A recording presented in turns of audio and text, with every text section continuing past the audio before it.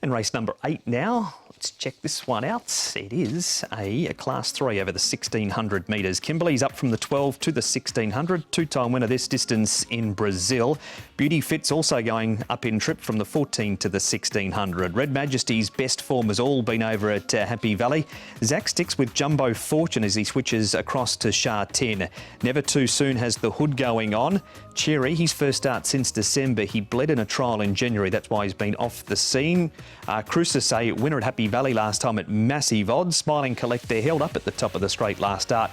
And Red Hair King Nick coming up in grade and to 1,600 metres for his first look. He certainly is, yeah. Crucis likely pace in the race here, as you say, having won last time. Did go forward, and he's one of a really handy book of rides for Ellis Wong at this meeting. He takes £10 off as well, so he's only got the 112 to do on him, so he could certainly lead them. Beauty Missile might be caught a little bit wide. It is drawn 14, but no better man on board than Hugh Bowman to try and overcome that. Red Majesty, I think, will be close to the pace. We know he can go forward, Never Too Soon, albeit a bit mercurial. He can show pace as well, Paul. Yeah, I thought Red Hair King will get a perfect run with a lightweight. Secret Vision should get a nice run as well. Red Hair Kingdom, Smiling Collector, midfield there, and then those other 6 horses generally get back. Look, Beauty Missile, I think with Hugh aboard, he might just sum it up and go forward and try and get outside Crucis. Cherry is back from an enforced break to find out how he has done. Nick spoke to his trainer, Ricky Yu. Ricky, Cherry is one of your runners on Saturday. You're bringing him back to the races. 174 days we haven't seen him for. What's been his issue?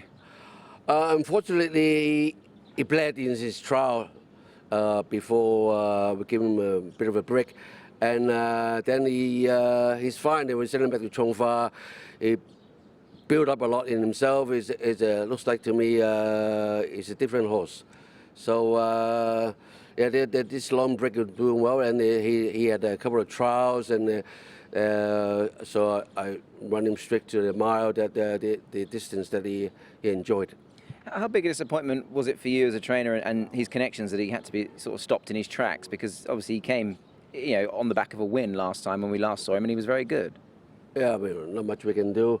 We got the regulations that horse bled, horse had high irregularity, so we have to follow the rule. That obviously is frustrating, but at the same time that it's good in a way that the horse can have a break. Yeah, no, absolutely. And trying the class for the first time, Class 3, do you think he's up to this sort of class? Oh yes, I always believe in him. Definitely he'll win a Class 3 race. Ricky, I must just ask you, another horse we haven't seen for a little while. How's Voyage Bubble? What's the latest on him? Because obviously he's had a little bit of time off as well. Oh yes, we found that his left knee got a little chip, so we gave him a little surgery. The outcome was amazing, 100%. So very optimistic that we'll come back racing next season and he'll do well again.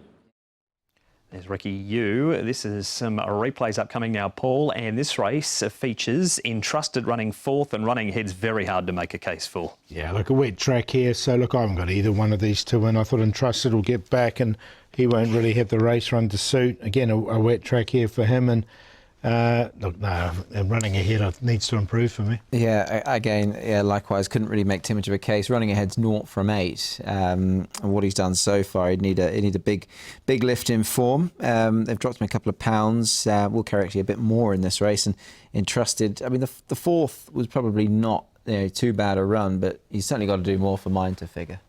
We'll just leave those two there and move straight on, Nick. Crucis winning last time around Happy Valley. Bigger track, up in grade again. Yeah, interesting how he'll fare, really, because he has had 3 goes at this level. And look, granted, now that he's got his head in front, he might just have gained a little bit of confidence here. And he has got the £10 claimer, Ellis Wong, going on board from a good draw. But he was 68 to 1 here, Paul. I mean, he's got to. I mean, there was no fluke about it, granted, but he's got to go and prove it wasn't one. Yeah, that's the thing. I think he'll go to the front with the apprentice on, so we'll see if he can hang on. The tactics obviously work, changing the tactics, but He's come up short here at 6.7. If you missed the 68, you wouldn't be too keen on the 6.7. All right, so as I've been too enthused about the first couple of replays, can you turn things around for us here, Paul? Yeah, I like Red Hair King. I made him the best of the night. I think it's not a strong field, this one at all. He comes in really light weight. He's drawn nicely in barrier 4. He's by So You Think up to 1,600 metres. He's run really well on his 4 starts here in Hong Kong, and I think he can win. Yeah, look, I thought he was just a little bit one pace this day, so I think going up in trip's going to suit. So, yeah, look, lightweight, Matthew Chadwick, Tony Cruz.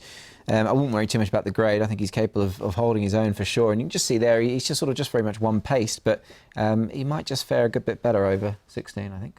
Can you keep the vibe going, Nick, with some positive thoughts around a Beauty Missile? I'll try. Yeah, look, I think this horse has got a chance, actually. This is the run 2 back. Now, has had a run since this, ran 8th. That was when well fancied behind Find My Love. But, look, I thought he ran on really well this day.